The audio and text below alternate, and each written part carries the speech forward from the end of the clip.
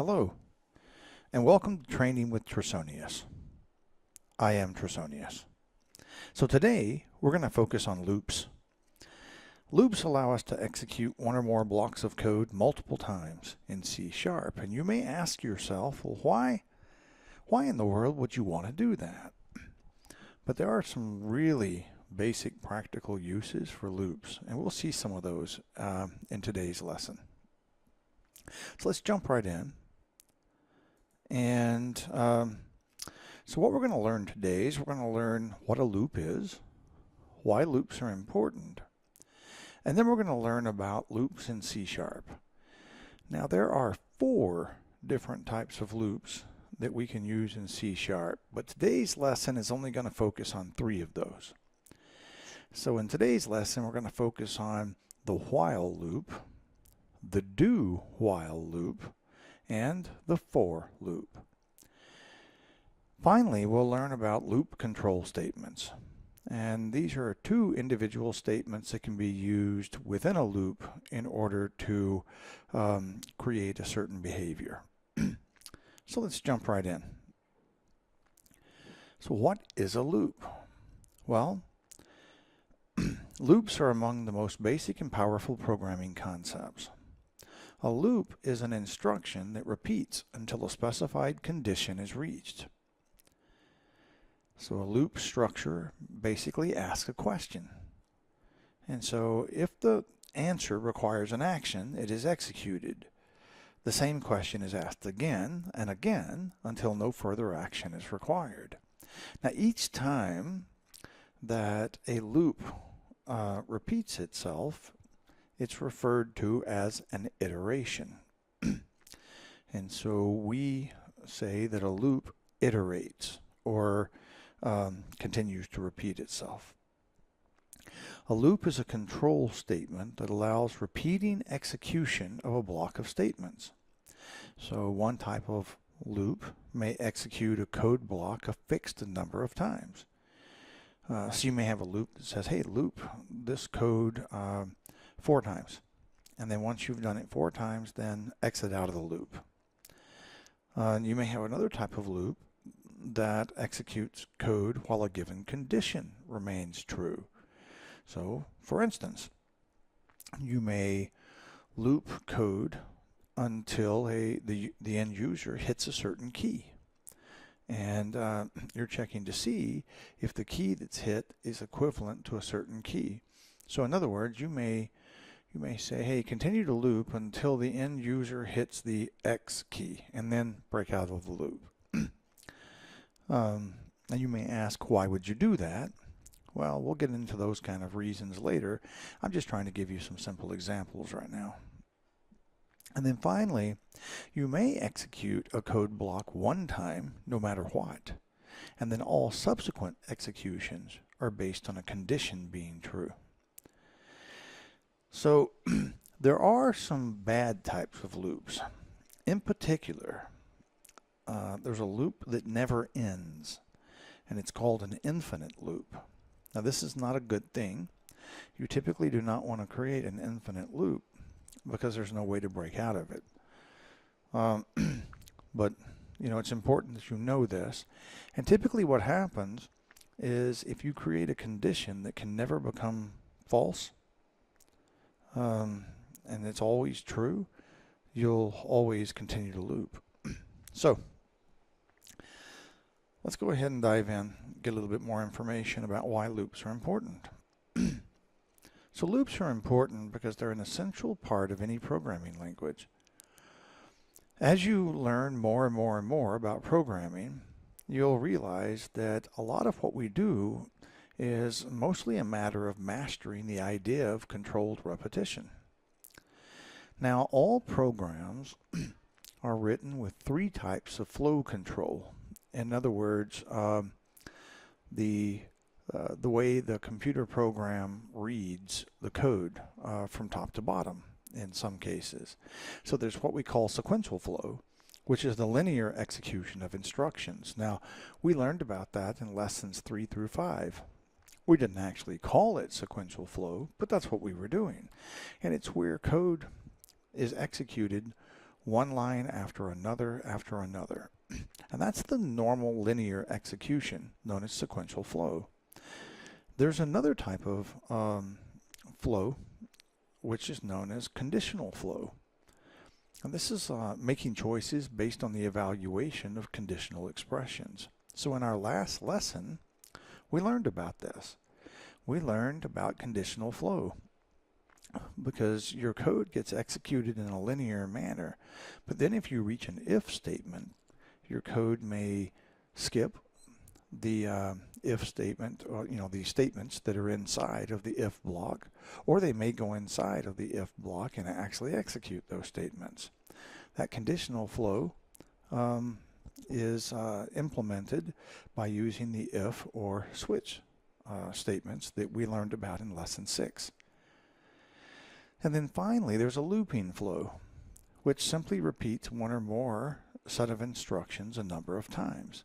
And that's what we're going to focus on in this lesson.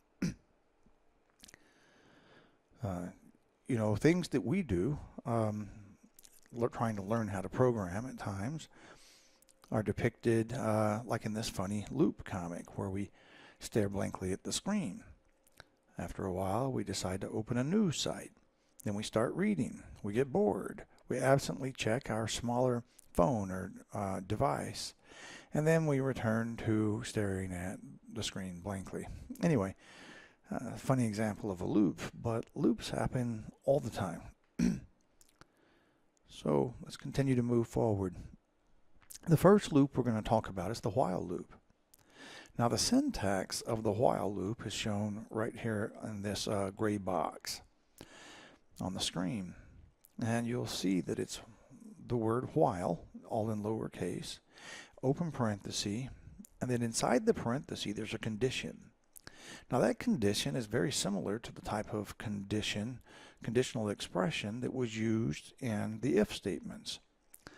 And that condition is evaluated to true or false, just like it is in the if that you learned about last week.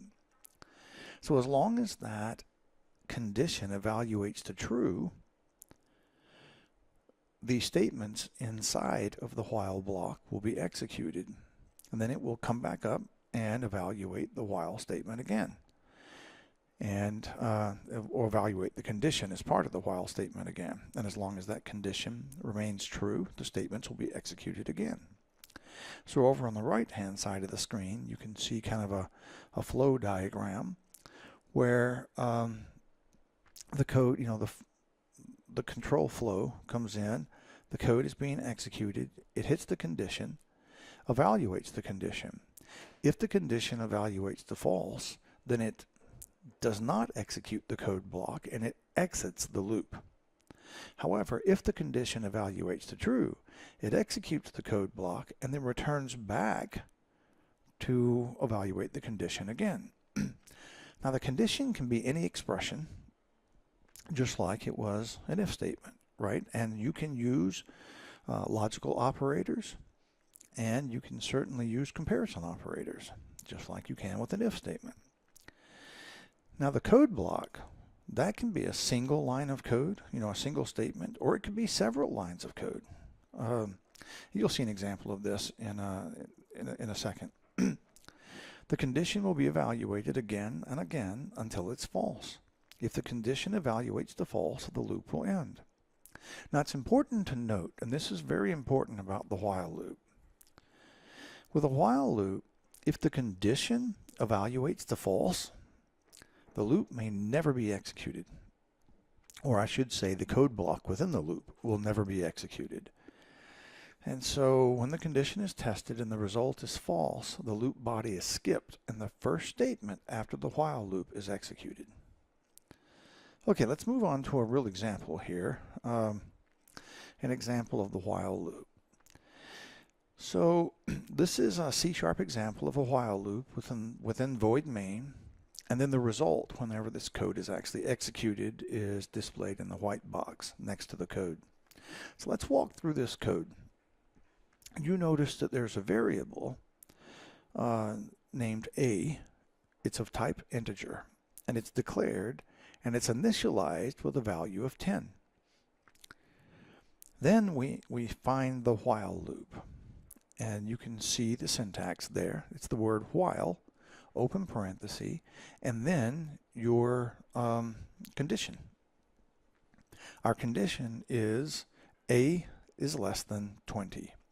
Well, we know that that should evaluate to true because A is equal to 10. Since 10 is less than 20, that should evaluate to true. So while A is less than 20, let's go inside of the while loop block, and you'll see that we're going to do a console.writeLine. We're going to print to the console the words value of A colon and then a space, and then we will append to that the actual value of the A variable. Now right after that, we're going to increment A by 1. Now you notice that we've used some shorthand here. It's simply A++. And so A++ is just shorthand, but it means the same thing as if you had typed A equals A plus 1. And then the end of the code block is finally reached, and the program loops to evaluate the condition again. And the loop will continue as long as the condition evaluates to true. So if we were to run this code, the result that we would get is what you see in the white box, where it shows a value of A 10, value of A 11, value of A 12. You can see that it's writing this out each time. It finally gets the value of A 19, and then it ends. Well, why does it end at value of 19? Well, the reason why is because our while loop has a condition of A is less than 20. So as long as A is less than 20, it continues to loop. But as soon as A became 20, 20 is not less than 20, is it? 20 is equal to 20. So now that expression evaluated to false. So we break out of the while loop and we never print anything again. So that's why we only see the numbers 10 through 19 printed on our mock screen here. Okay, let's see about another type of loop. The next kind of loop is going to build upon what we just learned. So the next kind of loop is called a do-while loop. Now the syntax of a do-while loop is shown in this little gray box on the screen here. You can see that it begins with the keyword do, then we have an open bracket, then we write our statements, then our closing bracket, and then we have a while with a condition. So the do-while loop still has a while. It still uses the while keyword, and the while keyword works exactly the same. The big difference here is that when you enter the do block, the statements will get executed at least once. After the statements get executed, then we go and evaluate the condition. Now the condition can be any expression, just like an if statement, just like the previous while loop that we talked about. The difference here between the do-while loop and the regular while loop is that the do-while loop will always execute at least once. And that's because we're executing the statements before we check the condition. So it may be that we execute the statements once, we check the condition within the while, the condition's false, and we never loop. We never go back to the do again. But if the condition evaluates to true, then we'll continue to loop until the condition evaluates to false. So the big difference between the while loop and the do-while loop is the while loop may never execute at all, but the do-while loop will always execute at least once. And so that may help you in determining which one you'd like to use. Okay, let's look at an example of this one. So here's an example of a do-while loop. So if we look at the code, we can see that we have a variable named A, and it's of type int, and it's declared and initialized with a value of 8.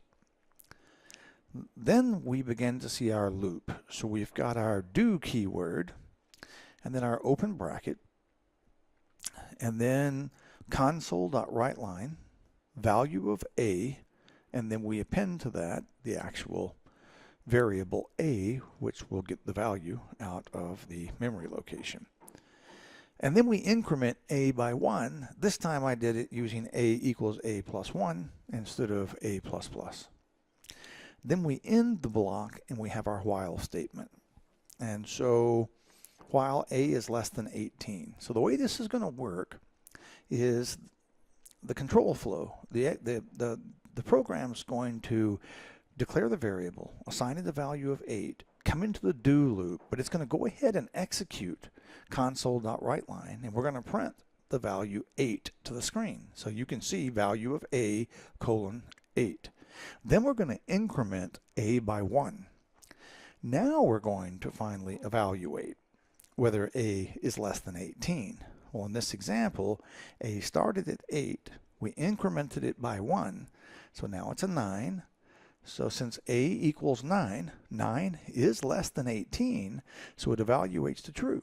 Because it evaluates to true, we loop. We go back to the do at the top, and then we execute console.writeLine again. Only this time we print value of a colon space 9. Then we increment a by 1 again. So now a is a 10. We evaluate using the while keyword. Is 9 less than 18? Or is 10 less than 18? Yes. It's going to continue to do this as long as the value of a is less than 18. And so you can see in the white box, which represents our screen, that we've printed out the values 8, 9, 10, 11, 12, 13, 14, 15, 16, and 17. We stopped at 17 because as soon as a became equal to 18, it wasn't less than 18. And so therefore the while conditional statement evaluated to false. And we broke out of the loop. Okay, I hope that is helping some. So the while loop and the do while loop, very similar to one another.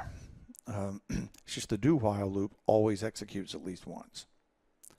All right, moving forward. Let's look at the next kind of loop. The for loop. Now the for loop is a little bit different. Now I personally use the for loop a lot during programming, and it's to me one of the easiest loops to use. However, compared to the while loop or the do while loop, it can be a little bit intimidating. So let's walk through this. What you do is you type in the keyword for, and inside of parentheses you're going to put 3 statements, if you will, or 3 pieces of code. The first one is going to be the initialization. What that is we're going to literally declare a variable here. And so we declare a variable and then we assign it an initial value. So we declare and initialize this variable known as a loop control variable. And then we put a semicolon. So there's a semicolon that separates each of the 3 sections of a for loop. So, so we have the initialization area. The next is the test. This is also the condition. So you can put any conditional expression in here that could go inside of a if statement.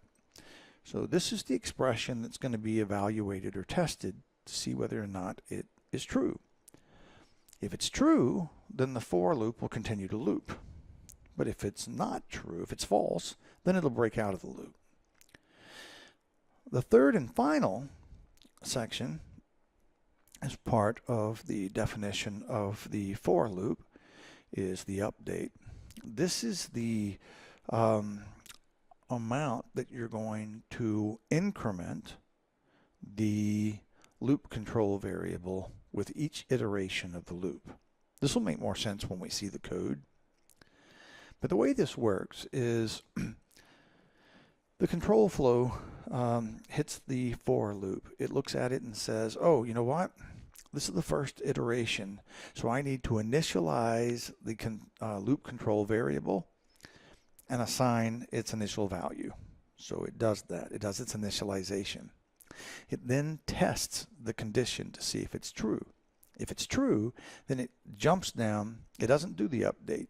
On the very first, it does the initialization and the test, and then it jumps down and executes the statements. Now on all subsequent iterations of the for loop, it will skip the initialization and it will do an update and then test with that update. And so it'll make more sense when we actually look at the code. But the condition is tested using a conditional expression. If the tested condition evaluates to true, like I said, the code block is executed, but the loop ends if the test condition evaluates to false. Now the loop control variable is incremented after the code block is executed. The execution flow will return to the test condition. Condition will be evaluated again and again until it's false. If the condition evaluates to false, the loop will end. But each time that the statements are executed, the loop control variable is incremented by a certain value that you've defined in the update section of the for loop definition. All right, let's look at an actual example, because this one can get a little bit confusing just trying to understand it purely based on the words that I'm using here. So here's an example of a for loop. It's actually pretty simple. So we didn't have to declare a variable called a initially. We actually declare that within our for loop. So here we have our for loop, open parenthesis, and you can see we declare a variable named a of type int, and we initialize it with a value of 1. And then we put our semicolon because there's 3 separate inputs that the for loop is looking for, and the first one is the initialization of the loop control variable. So what we've done is we've done exactly that. We've declared a variable named a of type integer and assigned a value of 1 to it. The next section over is the test or the condition. Here we've defined a less than 11. So as long as a is less than 11, it will continue to loop. And so that becomes our test. The third and final element of the for loop definition is the increment. And so here we're telling that we're defining, if you will, or putting the instruction in here to increase a by 1. So a plus plus is basically the same thing as a equals a plus 1. And if you wanted to, you could literally put a equals a plus 1 in place of a plus plus. A plus plus just is a shorthand way of incrementing a by 1. So what this is going to do is your a variable is going to start off with a value of 1. We're going to come in here, it's going to evaluate the test the first time, and since a is equal to 1, we can see it's going to pass that test. That test is going to evaluate to true because 1 is less than 11. So it will come inside the for loop and it will write to the console the words value of a colon space, and then it will append to that the actual value that's in the a variable, in this case 1. And so you would see printed to your screen value of a colon 1. Then after it executes that code, it would increment the value of a by 1. Now it's going to test again. Is a still less than 11? Well, it's a 2 because it was a 1. We incremented it by 1. A is now a 2. 2 is less than 11. So it evaluates to true. So once again, we execute the code console.writeLine, and we write the words value of a colon space and then append the actual value of the a variable, which happens to be a 2.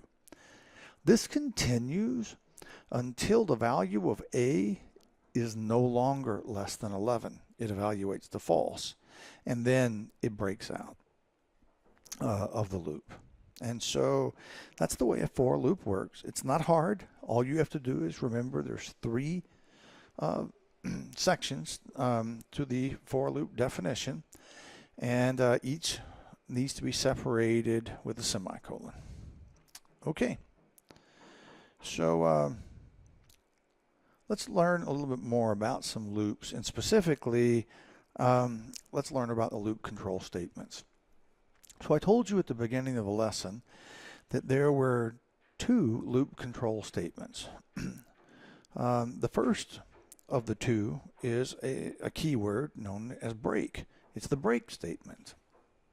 And by the way, let me state that where I am at recording this video, there's some construction nearby, and so I haven't heard the video yet because I'm just recording it. But if you hear the noise of hammering in the background, please accept my apologies, and I'm hopeful that's not too distracting. Anyway, back to the lesson. The break statement. So when a break statement is encountered inside a loop, the loop is immediately terminated, and the program control resumes at the next statement following the loop. So let's look at this example down here. You can see that we've got, we've declared a variable named a of type integer, and we've assigned the value 10 to it. Or we've declared and initialized a value named a of type int with the initial value of 10. So then we hit a while loop, and we want to continue to loop while a is less than 20. So we're going to loop, and each time we iterate, we're going to write to the console the value of a. Then we're going to increment a by 1. Now, here we have an if statement, and we're going to check to see if a is greater than 15. If a is greater than 15, then we're going to call break. Now, when we call break, remember what break does? Break immediately terminates the loop. What that means is even though we've told the loop that it needs to continue to loop while a is less than 20, we've got a special condition here that if a is greater than 15 evaluates to true, it's going to execute this break keyword. This break keyword is going to have us jump out of the loop. So over here you can see the results of this code, and even though we said that we wanted the loop to go for as long as a is less than 20, you can see that it only prints up to 15. The reason it only prints up to 15 is because as soon as it gets to 16, we hit the break and it terminates the loop. So I hope that makes sense. So break is just a way to terminate a loop. Now, typically you'll have break inside of an if statement like this. You'll be checking for some extra condition, and if that extra condition occurs, then you'll break. Now, this is simply meant to be an example. There is no practical reason why you would ever have something loop to 20 and then cut it short with a break. You would just simply make this condition while a is less than 16. But this was just to show you that it did indeed break out of the loop. Okay, on to the next loop control statement, and that is the continue keyword. Now the continue statement. When a continue statement is encountered, it works somewhat like a break statement, but instead of forcing termination, it actually, the continue keyword forces the next iteration of the loop to take place, skipping any code in between. So let's go to our example here. So again, we have declared and initialized a variable named a of type integer with an initial value of 10. We hit a do while loop. So remember, the do while loop executes at least once. So we're going to come in here and we're going to check to see if a is equal to 15. Then we're going to increment a by 1 and continue. That's only going to get executed, remember from lesson 6, if this evaluates to true. The first time we're looping, a is equal to 10. So it's not going to go in this if loop. It's going to skip over it. And it's going to print to the screen the value of a and then the number 10. Then it's going to increment a by 1. Then it's going to check to see whether or not the condition of the while evaluates to true. So this started off as 10. We skipped this. We wrote to the console. We incremented it by 1. A is now 11. Is 11 less than 20? Yes, so this evaluates to true. So it comes back up. It then checks, is a equal to 15? Nope, it's equal to 11. So it skips the if. Comes down here, executes this again, and increments. You can see that it's going to do that until a equals 15. Now, as soon as a equals 15, we're going to increment a by 1, but then we're going to hit continue. Remember, what continue does is it forces the control or the loop to go to the next iteration, and it skips any code in between. So as soon as we hit continue, it's going to skip write line and this increment, and it's just going to go straight back up here and execute again. So if you look at our results from running this application, and if you don't believe me, you can go type this in, and when you execute it, it's going to come down here and it's going to count, but it's going to skip 15. Because if this equaled 15, we say continue. So it never actually makes it to console.writeLine. But then the next time through, a would equal 16. So a is not equal to 15. So it skips it and it prints 16, 17, 18, and 19. So anyway, the continue statement just simply forces the loop to skip any remaining code and start with the next iteration. Hope that makes sense. Okay, all right, let's go ahead and open Visual Studio. And we're going to open up the same project that we've been working with. Now we're going to start off by,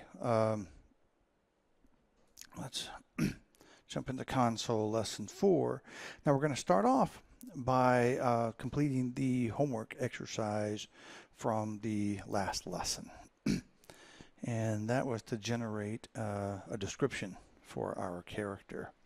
So what we're going to do is we've got our assign racial modifiers. And again, I apologize for the hammering if you hear that.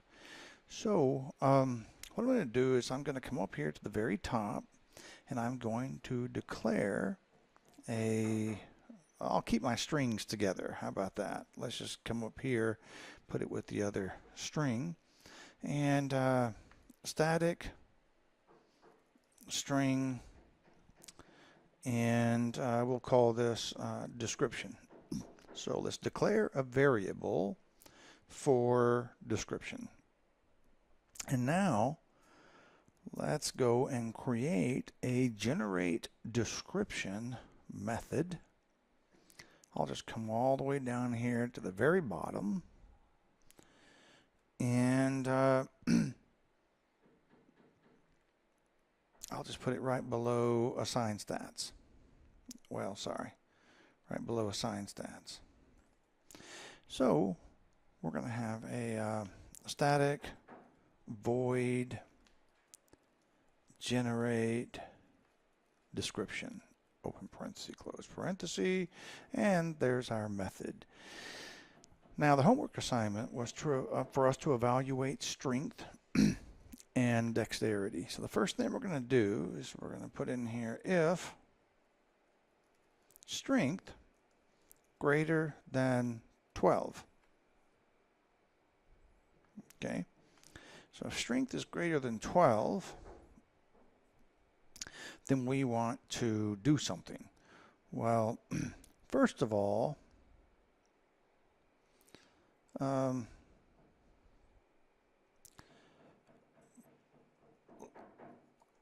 oops, goodness gracious, sorry. Let's go right here above this if statement. I want to declare a variable inside of this particular function or method. Now, when you declare a variable inside of a function, it only exists in that function or method. So, unlike these variables up here that are global variables that are declared at the very top of the class, so all of the different methods and functions, I'm using those terms synonymously. So all the different methods can use those particular variables. But if I declare a variable inside of a method, then it can only be used inside that method. Nothing else outside of this particular method will be able to see this variable. So what I want to do is declare a string, and I want to call this temporary description. So I'm going to build the real description as we go along. And I'm going to initialize this variable to string.empty. This is just a way of telling the C# compiler that I want this to be an empty string. Okay. Now I could have just done that as well, but it's good practice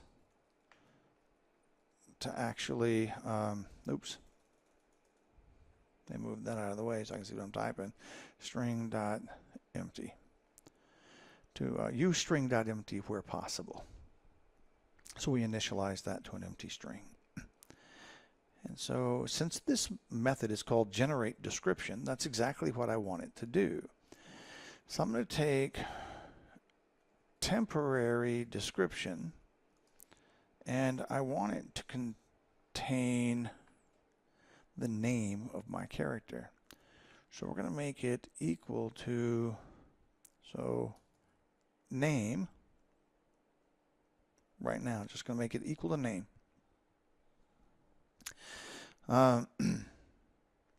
Then I'm going to put in here, so if the strength is greater than 12, we're going to add temporary description plus equals. Now what that does is it says, okay, let's add to the end of temporary, of whatever was already in the temporary description variable. We could just as easily do this by typing in temporary description equals temporary description plus, and then whatever we want to add. But a shortcut is plus equals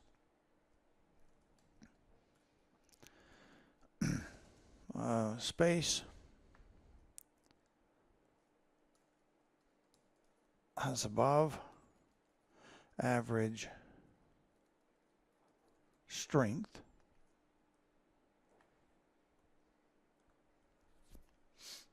and we're going to put an else here, because if the strength is not greater than 12, well then temporary description plus equals is known to be of average strength.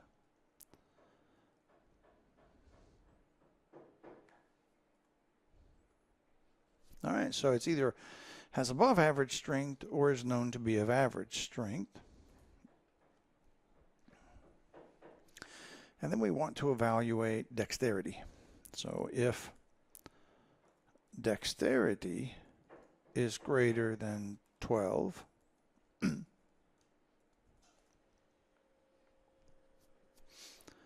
we'll go ahead and put our else in here too. So we can do the same thing as we did above. So temporary description plus equals and is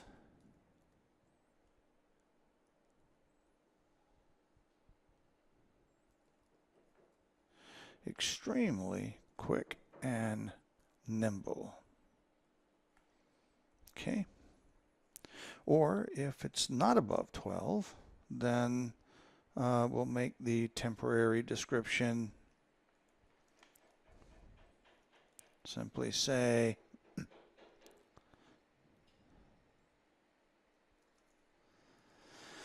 but is not known for their speed or quickness. Okay, so there we go, and we'll put a comma here just to make it somewhat correct. Finally, we want our global variable description to now be equal to our temporary description. So let's take whatever we built in our temporary description and assign it to description. Okay. Now, let's come up here to display character, and I want to console.writeLine. Let's write out description. And then let's draw a separator again. There we go. So that's going to draw that out in display character. But then in create character, we need to actually call it. So actually we want to call it from create character or display character. Yeah, we'll call it from create character. I think I told you to call it from display character, but this will work better. And so we want to call generate description just by putting the name of the method in there. Okay, now this will bring us up to speed on our homework. So let's go ahead and save that. Debug or start without and then start without debugging. And let's go ahead and answer some questions. So please enter your character's name, Trisonius, and enter your character's profession. I will be a warrior. And race, I will be human. And eye color will be brown. And hair color will be gray. Okay.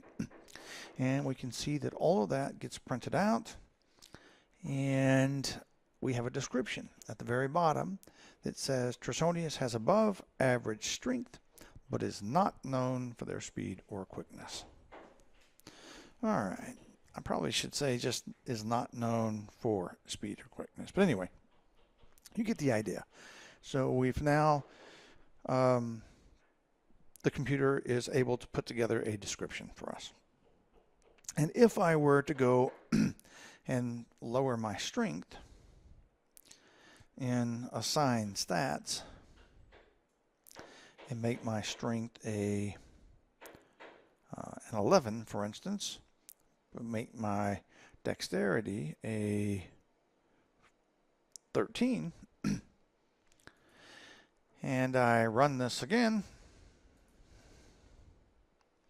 and I am Trisonius, profession warrior, race human, eye color blue, hair color brown. Now I have a strength of 12 and a dexterity of 12. Trisonius is known to be of average strength, but is not known for their speed or quickness. So I've got a 12 on both. Wow.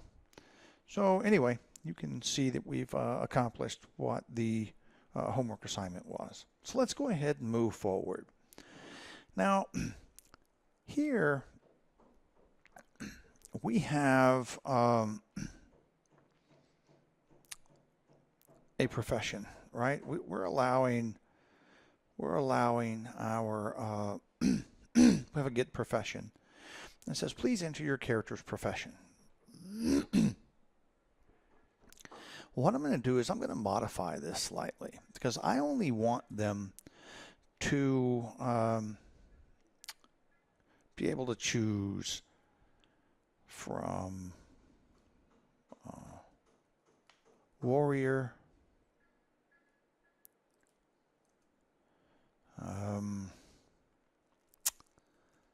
knight, or mage. So it's all we're going to allow for professions. And so I'm going to put those in parentheses there. Now what I want to do is I'm going to use a do-while loop because I'm going to make sure that they can't choose anything other than a warrior, a knight, or a mage. So let's scoot this line down by one. Let's go ahead and put our do-while loop in here. So we're simply going to put a do, open a bracket, and then let's put our closing bracket down here. Okay. So then afterwards we want to put a while. And so what we want to do is we want to check to see and make sure that profession is equal to warrior, knight, or mage. So we're going to put that in our while loop, okay? So we're going to put while profession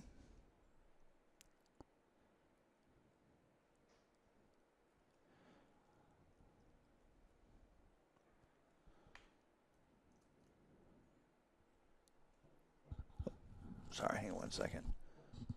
While profession, oh, sorry. Let's do this a little differently. Let's declare a variable up here at the top. And we'll call this, we'll just make this a Boolean variable. Bool chose valid profession. And we'll make that equal to false. Okay? So I want this to continue to loop while chose valid profession is equal to false. So as long as chose valid profession is false, this is going to continue to loop. Now what I want to do is put an if statement here. If profession equals,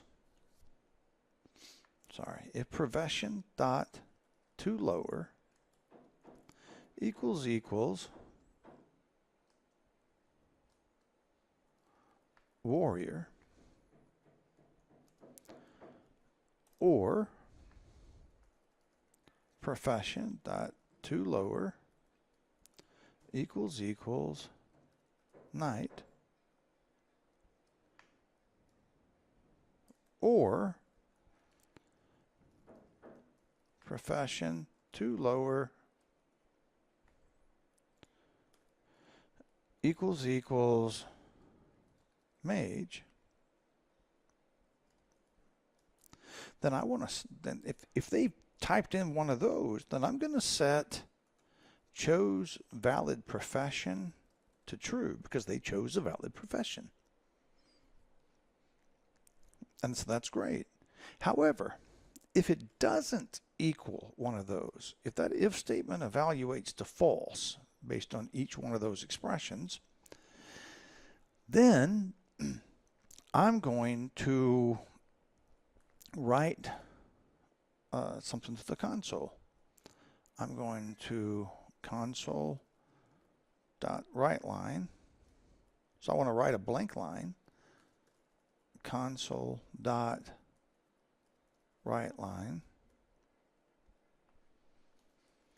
Please enter a valid profession. For a valid profession. Only, a warrior, knight, or mage is allowed. Okay, fantastic. You know what? I'm going to make the console dot foreground color equal to console color dot red. So we're going to make this print in red, and then after it prints that, we're going to go back to our normal white. Oops, sorry, let me put our semicolon at the end of that. So then console dot foreground color equals console color dot white. So let's go back to white. There we go. All right. So, and put our, okay. So now what's going to happen, guys, is we're going to continue to ask this question until they enter a valid profession. Okay. So all we have to do now is just save this. And you can see that we want it to execute this at least once. Then we will evaluate it. That's why I'm using a do while loop. I always want this to at least execute once. So what we're going to do is I'm going to fill this form out, or fill it. I'm going to choose a correct profession. Goodness. So and so you won't see much difference in the program. So Trusonius. This time it's saying warrior, knight, or mage, and I will type warrior like I did before. My race will be human. Eye color black. Hair color brown. And boom, everything worked just fine. So Trusonius is a warrior. He's human, black eyes, and brown hair. And I'm known to be of average strength, but not known for my speed or quickness. Okay, so that's great. So this time, let's do it incorrectly. So let's run it again. And name will be Trusonius. And this time I want to be a paladin. Yeah, that's what I want to be. Oh, it says please enter a valid profession. Only a warrior, knight, or mage is allowed. You see how it looped? It won't let me go forward. Well, you know what? I want to be a sorcerer. No, it's not going to let me do it. It's not going to let me do anything until I actually comply with the rules that we put in place. It's going to continue to loop. You see, this is a good example of how you might use a loop. Okay, so let's say, nope, you know what? Once again, I want to be a juggler. No. All right, fine. You know what? I'll be a knight. And now it lets me go through. And my race will be troll, and my eye color will be yellow, and my hair color will be green, and there we go. So that's fantastic, and it works just fine. But we looped, and now we're only allowing certain professions to be selected. So I hope that helps explain or give a good example of how we can use loops within our application. Okay, well, you know what?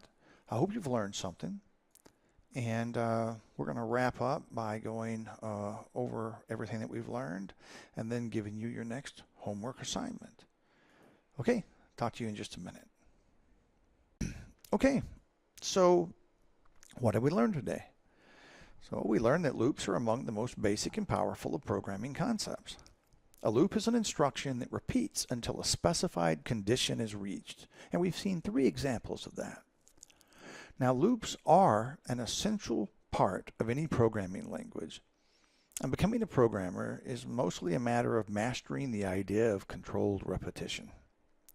Now, C# supports 4 types of loops.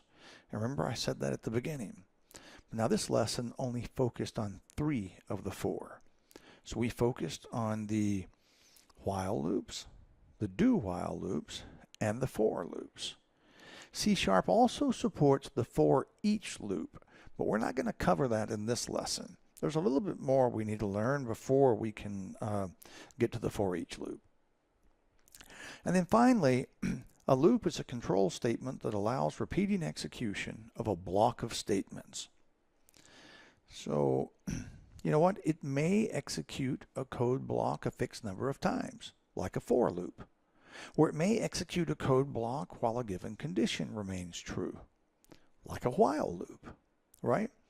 Or it may execute a code block one time, no matter what, and all subsequent executions are based on a condition being true. And that would be done with a do-while loop. I hope you learned some. Now, loops can be a little daunting. We're going to practice with them. And, you know, you've seen the code that I wrote, and I'm hopeful that that familiarized you with some things even more. But hopefully you'll be able to complete the homework assignment. So the assignment today is I want you to add a new method to your program and name it getRace.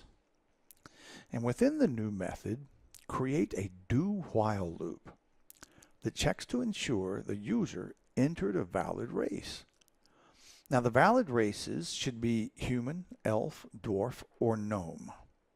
So if the user enters any value other than one of the valid races, continue to repeat the question to the user until a valid race is entered. Of course, once a valid race is entered, then it will exit the loop. Now, don't forget, add the code to write the character's race to the console window from within the display character method. And I didn't explicitly say this, but I'm going to say it. You will need to declare a global variable of type string to hold the character's race. Okay. All right, guys. You know what? I hope you enjoyed this lesson over loops. And our next lesson, we will be focusing on constants. And so until then, this is Trisonius signing off.